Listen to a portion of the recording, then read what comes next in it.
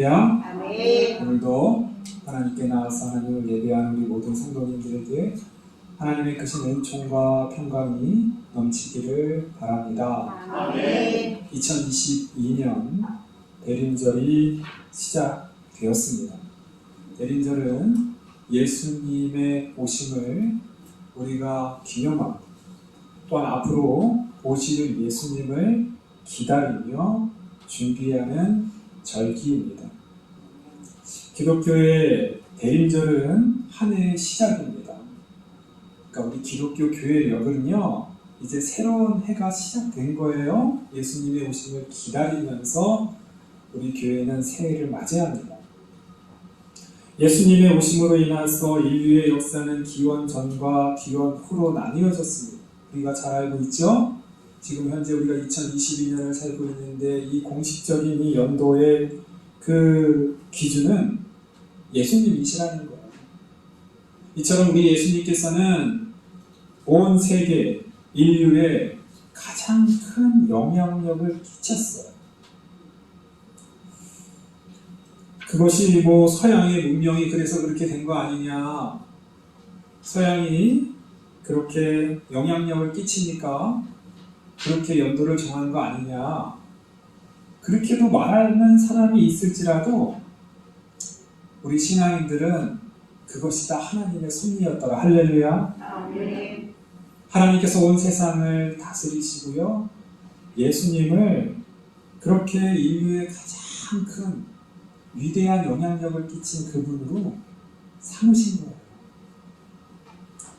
우리는 우리의 이 예수님, 우리 예수님의 다시 오시고 인류가 예수님으로 인해서 새로운 역사가 시작되는 것처럼 우리 예수님을 간절히 기도하고 소망하고 새로운 마음으로 우리가 예수님을 기다리고 새로운 마음으로 예수님을 간절하게 사모하는 이 소망의 대림절을 보내야겠습니다.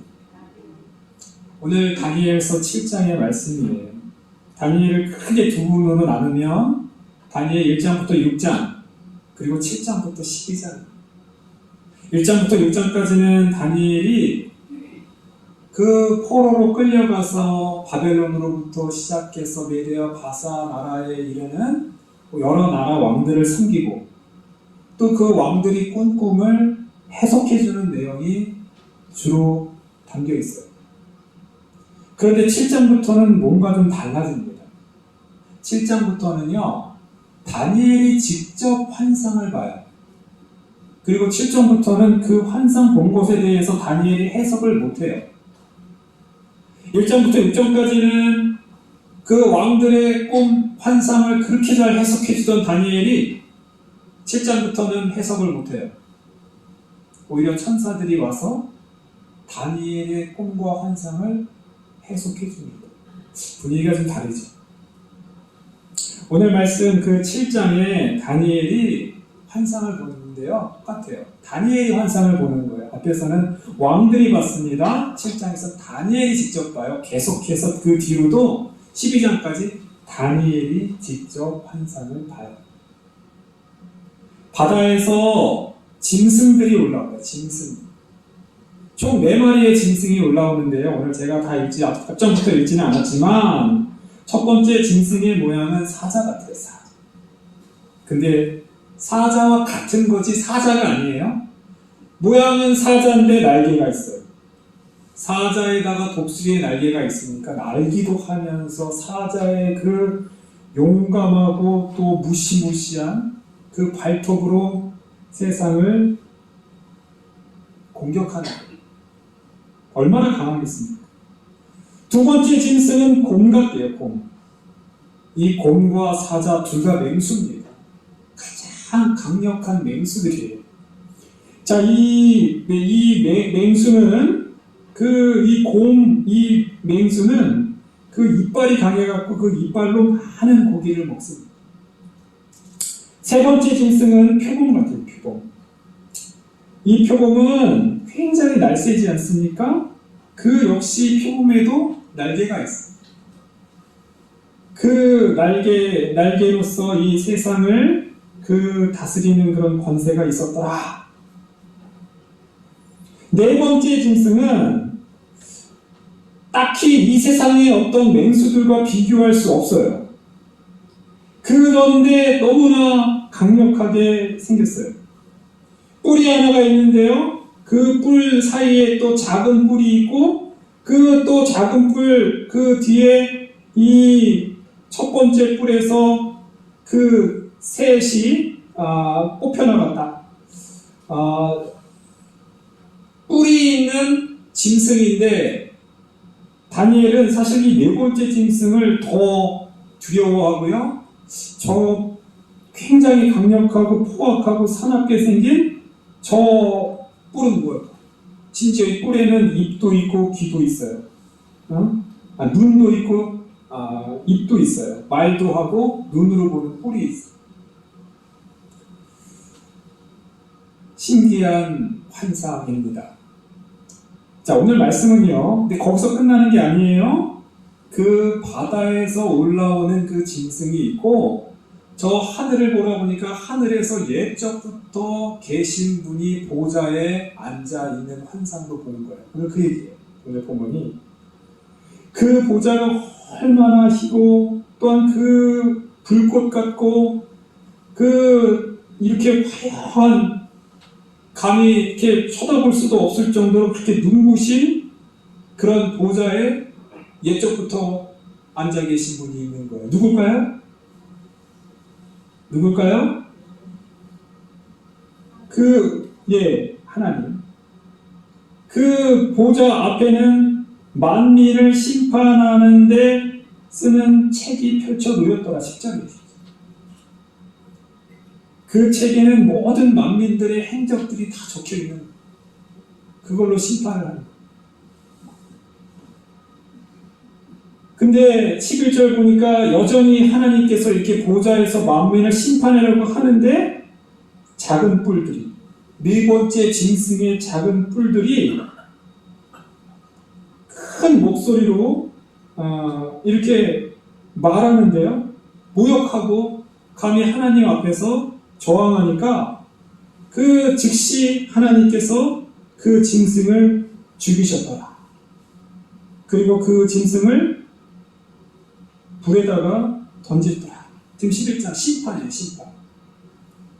그 사이에 앞에 있었던 세 짐승은 권세들은 빼앗겼으나 생명은 보존되었고 잠시 정한 시기 동안 그냥 잠잠히 기다리는 그런 모습이었더라.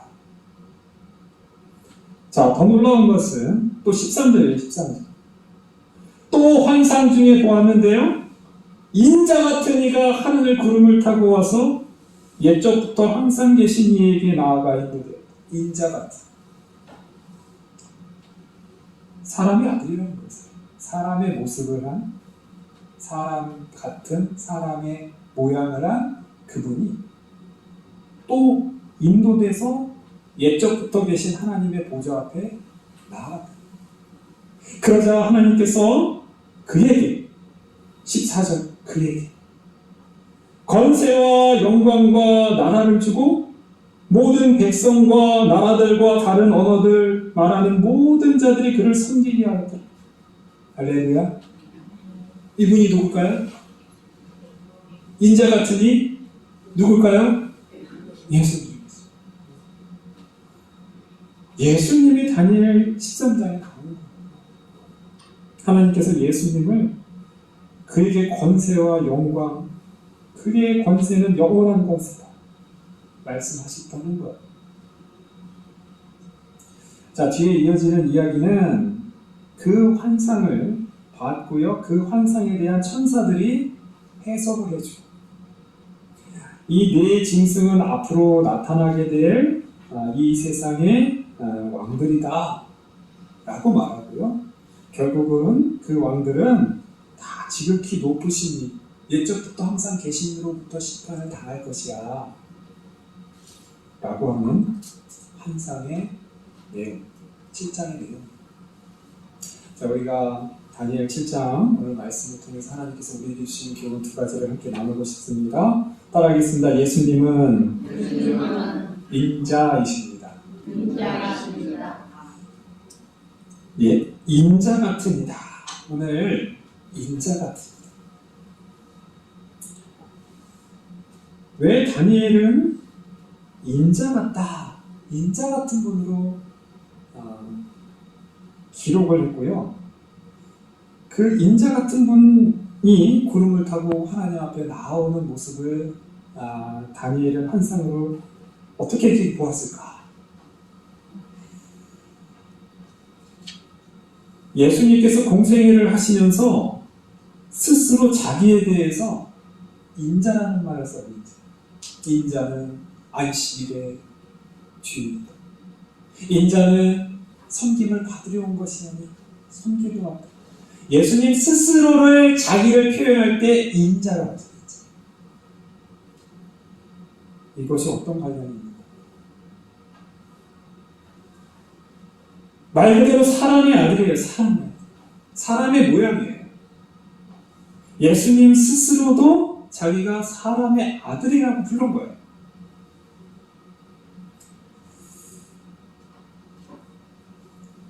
예수님께서는 공생애를 하실 때 하늘에서 그냥 똑 떨어지신 분이 아니에요. 우리가 왜 성탄절을 우리가 기념합니까? 예수님은 하늘에서 뚝 떨어지신 분이 아니라 태어났어요. 탄생하셨어요. 우리와 똑같은 인간의 모습으로 태어나셨고 우리와 똑같은 인간의 모습으로 자라나십니다. 우리 아기들이요, 얼마나 연약합니까? 우리 성도님들 자녀를 이렇게 키워보셨잖아요. 이 아이들은 부모님이 또 돌보는 사람이 없으면 못 살아요. 그렇죠? 다른 짐승들은 보면은 태어나자마자 며칠 있으면 뭐 다 막 달아다니고 막 이렇게 막 그러더라고요, 보니까. 물론 새는 조금 오래 걸리는 것 같아요. 그래도 그 속도가 빠르죠. 뭐 낙이라든가 말, 소 또 보면은 뭐 하루만 지나면 다 걷지 않나요? 태어나서? 우리 사람은 며칠 걸리나요? 걷는데 1년 되면 겨우 아장아장 돌 때 아장아장 부모님이 한 발자국 이러다가 택 실어지면 울고 2년 동안은 사실은 걷지도 못하는 인간이죠. 그만큼 연약한 존재. 아기는 연약한. 그런데요, 예수님께서 그렇게 오셨다는 거예요. 예수님께서 우리가 똑같은 인간의 모습으로 태어나셨고요. 그 돌봐주면 누군가 먹여주지 않으면 살아갈 수 없는 존재로 예수님 똑같이 성장하셨다 하는 거예요.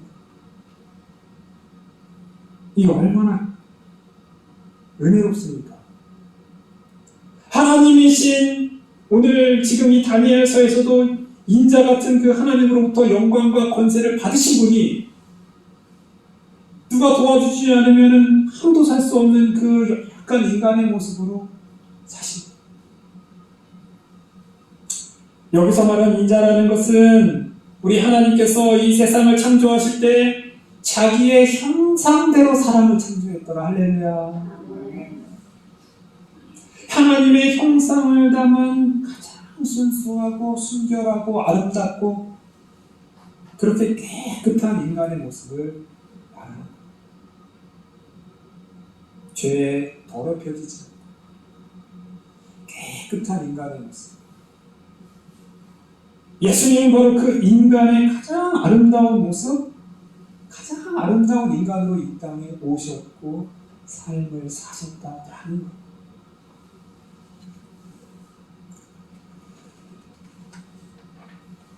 우리가 잘 알고 있는 그 복음 대중 가요 중에 안치환 씨가 사람이 뭐보다 아름다워? 꽃보다 아름다운 사람이에요.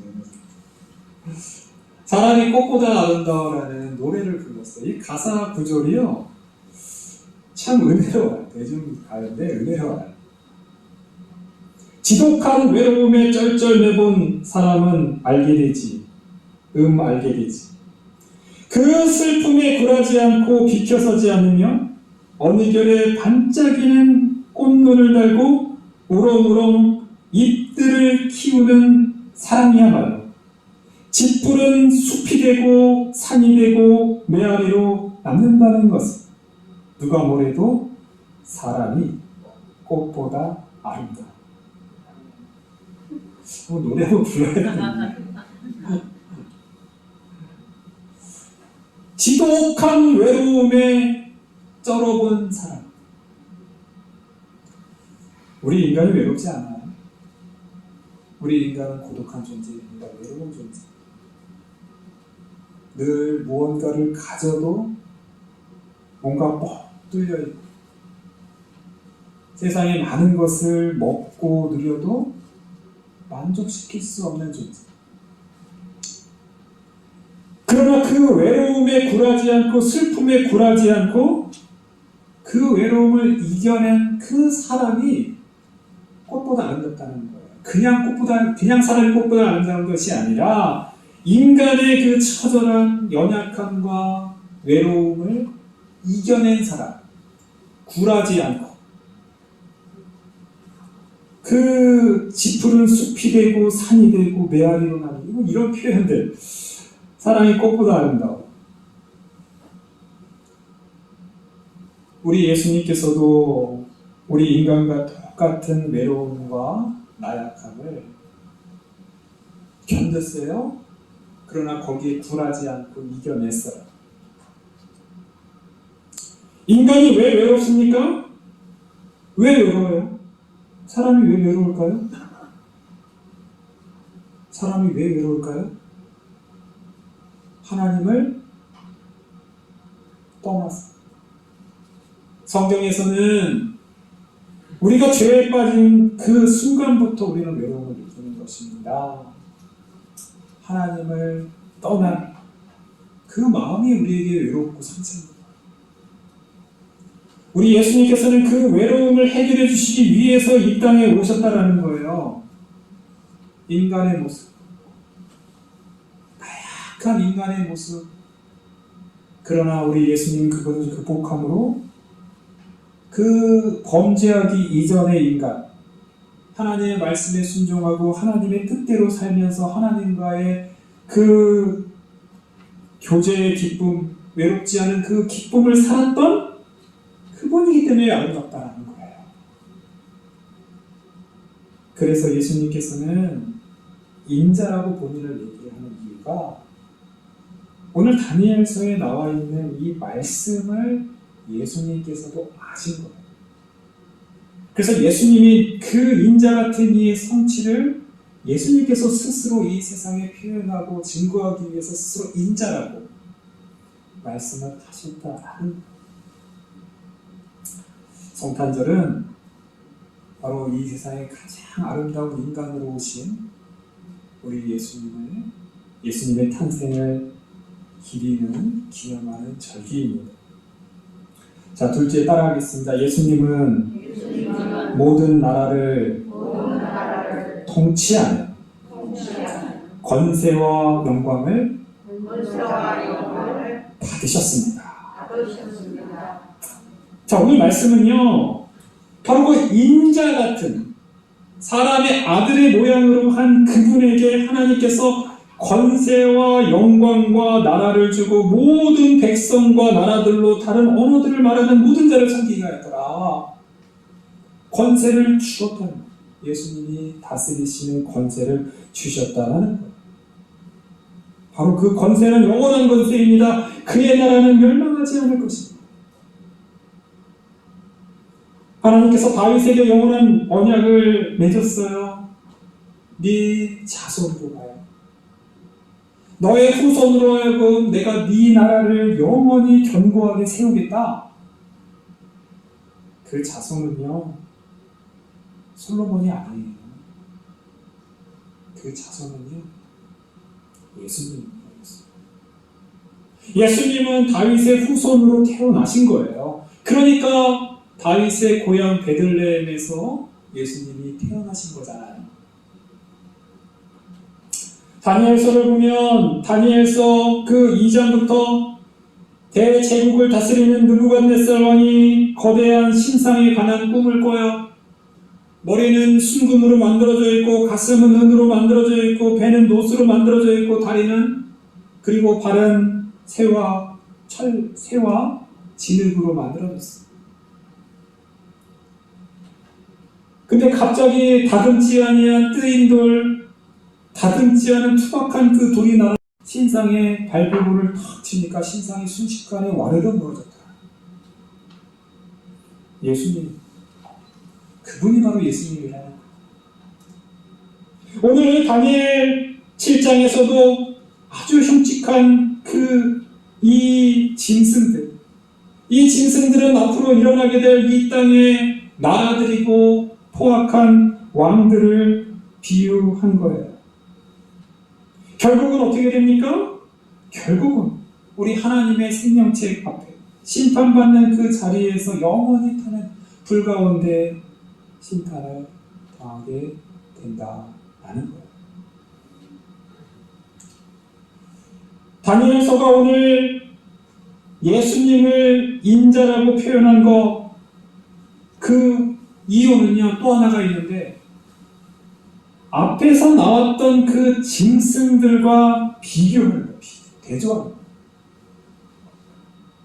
여기 나오는 이 짐승은 우리가 그냥 귀엽게 여기는 동물들, 애완동물들, 이런 동물들이 아니에요. 이 짐승이란 이 표현은요, 하나님을 대적하고, 하나님께서 그의 형상으로 만든 모든 것들을 거부하고, 하나님을 오히려 대항할 수 있는 굉장히 잔인하고 포악하고, 굉장히 공격적인 그들, 적그리스도죠. 사탄. 그들을 짐승이라고 말합니다.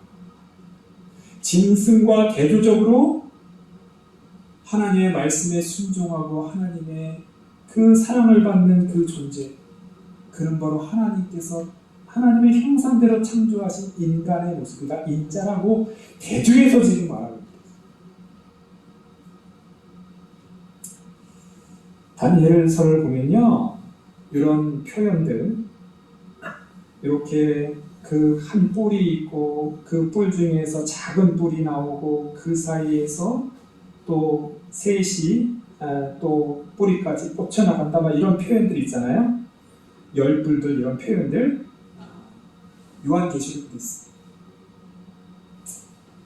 다니엘에 먼저 쓰여졌고요. 당연히 구약이니까 이 다니엘서의 이런 표현을 요한복음이, 요한계시록이 많이 갖다 써요. 그런 표현들. 그 짐승들을 표현하는 거예요. 짐승들을 표현하는 거예요. 그 열뿔이 뭐고, 물론 이런 것이 하나의 의미가 있어요. 의미가 있는데 그걸 은유적으로, 상징적으로 갖다 써요. 그러니까 그 짐승들의 그 박해와 짐승들의 그 포악한 통치 속에서 그들에게 자신의 영혼을 맡겨버리고 그들에게 굴복하고 그들에게 순종하며 그냥 따라가는 무리들을 요한계시록은 짐승의 표를 받은 사람들이라고 말하는 거예요.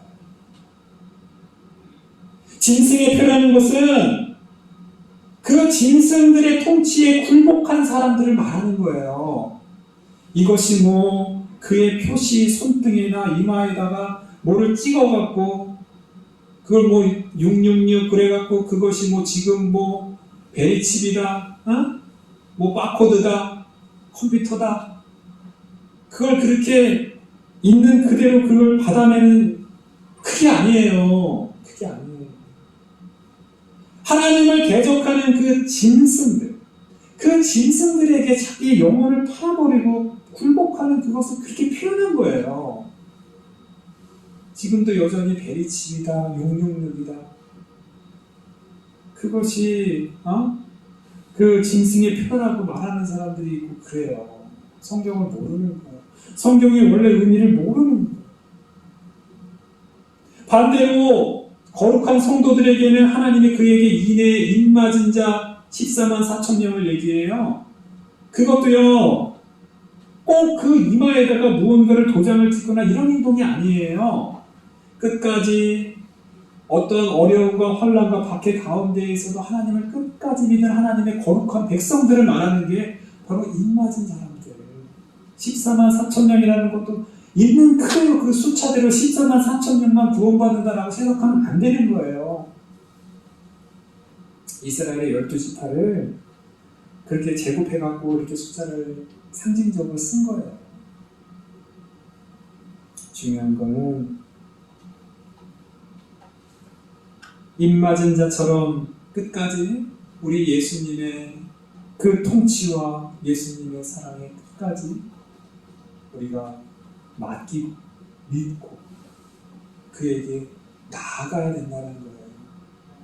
잠시 환난의 때가 있지만 오늘 말씀을 보세요. 다니엘 7장에 보면 잠시 한때, 두때, 반때 잠시 짐승의 나라가 강성할 때가 있어요. 그러나 그것은 영원한 게 아니에요. 끝이 있습니다.